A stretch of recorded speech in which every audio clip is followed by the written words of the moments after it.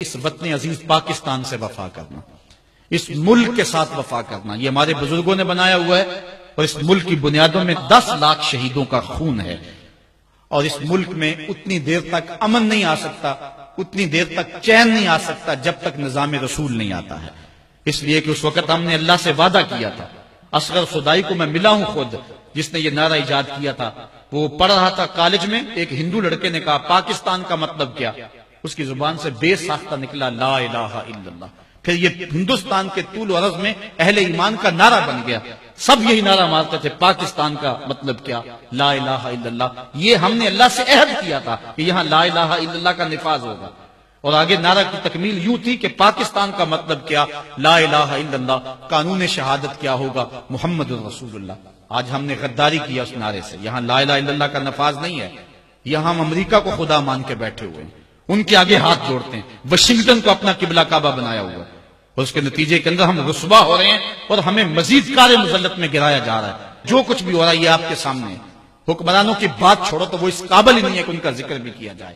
وہ جس گراوٹ میں چلے گئے ہیں، اللہ کی بارگاہ میں یہ دعا کرو کہ اللہ ہمیں کوئی غیرت مند، کوئی صالح حضرت عمر بن عبدالعزیز کا کوئی جانشین عطا فرما دے۔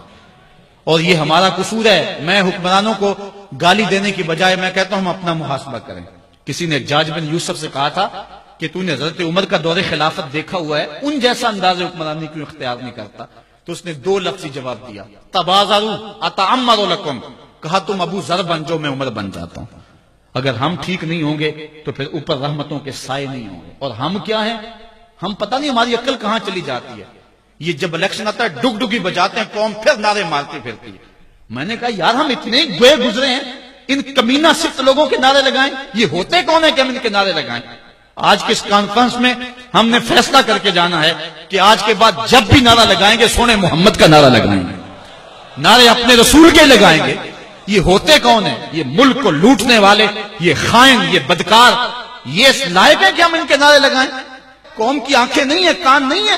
اللہ فرماتا علم نجعل لہ عینین ولسانا وشفتین وہدیناہ النجدین۔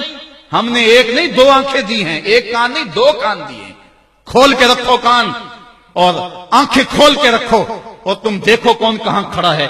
ہم کہتے ہیں جی وہ نہیں تو چلو یہ صحیح، اس میں تھوڑے عیب ہیں، ہم کیوں چھوٹے بھی عیب کو اپنائیں؟ وہ بھی کل بڑا بن جاتا ہے جس نے ملک کی ایک پائی بھی لوٹی ہے، جس نے ملک کا جو ہے وہ ایک جو ہے چھوٹے سے معاملے میں بھی غداری کی ہے، جس نے مداحنت کی ہے، جو امریکہ کے سامنے کبھی ایک بار بھی گھٹنے ٹیک چکا ہے، ہمارا اس سے کوئی تعلق نہیں۔ غلام خواجہ گیتی پناہم کہ در دینش ملوکیت حرام از۔ اقبال کہتا ہے میں تو اس آقا کا غلام ہوں کہ جو بادشاہوں کو الٹ کے رکھ دیتا ہے۔ ہم بادشاہوں کو نہیں مانتے، ہم محمد عربی کے نظام کے دعوے دار۔ میں نے سیالکوٹ میں کچھ باتیں کی تو کئی لوگ پریشان ہو گئے، پتہ نہیں اس نے الیکشن لڑنا ہے۔ میں نے کہا میں نے ممبری کیا کرنی ہے؟ اللہ نے مجھے رسول اللہ کا ممبر عطا کیا، میں اس کو کیا سمجھتا ہوں؟ ہم اس کی پرواہ بھی نہیں کرتے۔ لیکن یہ بھی آپ کو بتاؤ ہم غیر سیاسی بھی نہیں ہیں۔ ادارت المصطفیٰ نے کبھی یہ نعرہ لگایا کہ ہم غیر سیاسی ہیں؟ ہم غیر سیاسی نہیں ہیں، ہم پورے سیاسی ہیں۔ کانت بنو اسرائیل یسوسون ہم الانبیاء، بنی اسرائیل کے نبی ان کو سیاست سکھایا کرتے تھے۔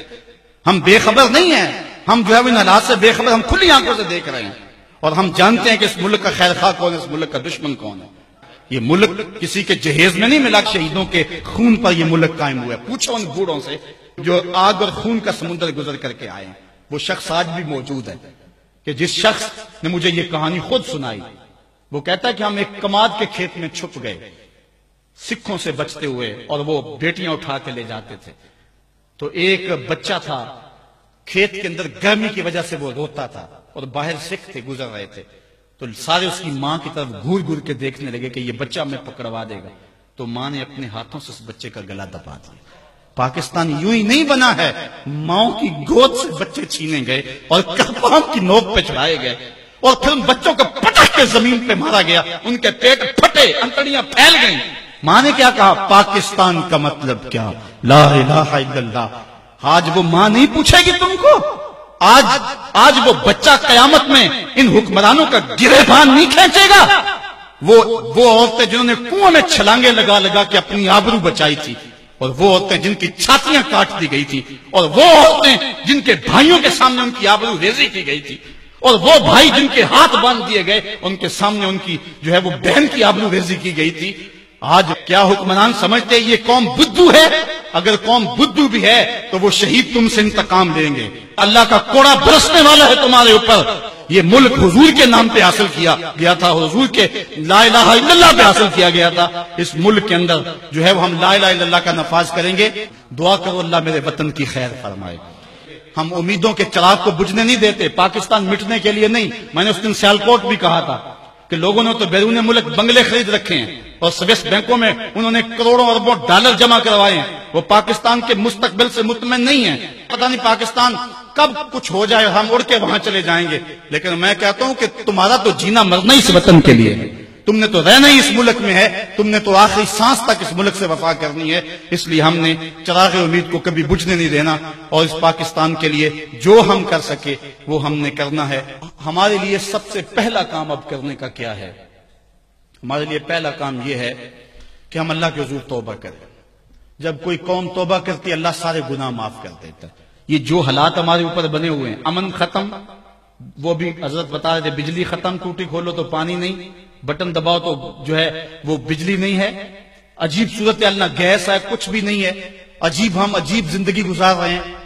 آج اگر ایک بندہ گھر سے باہر نکلتا ہے تو خیریت سے واپس آ جائے تو 100 بار شکر ادا کرتا ہے.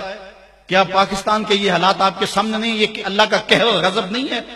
آج اگر ہم سچی توبہ کر لیں تو اللہ پچھلے سارے گناہ معاف کر دے گا اور قوم کو نیا بانکپن اور نئی زندگی عطا فرمائے گا.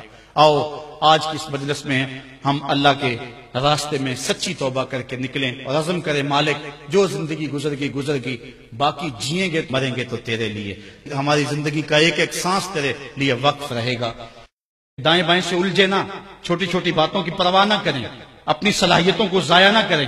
تمہاری جوانیاں, تمہارے بڑھاپے, تمہارا علم, تمہاری صلاحیتیں, تمہارے شب و روز کسی اور کام کے لیے. تم نے نبی کے دین کا جھنڈا اٹھا کے چلنا ہے. یہ پیری مریدی کی تحریک بھی نہیں ہے, یہ دعوت المصطفیٰ. اگرچہ لوگ ہمارے ساتھ وابستہ ہیں لیکن ہمارا مقصد یہ نہیں ہے. میری زندگی کا مقصد تیرے دین کی سرفرازی.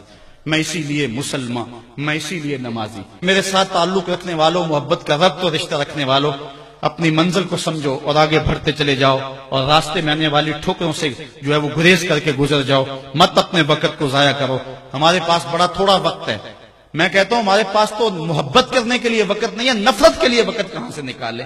اس لیے آگے چلتے چلے جاؤ اور راستے کو پاٹتے چلے جاؤ اور منزل کی طرف سفر جاری رکھو. قرآن کی نوکری کرتے رہو, یہی سعادت مندی ہے.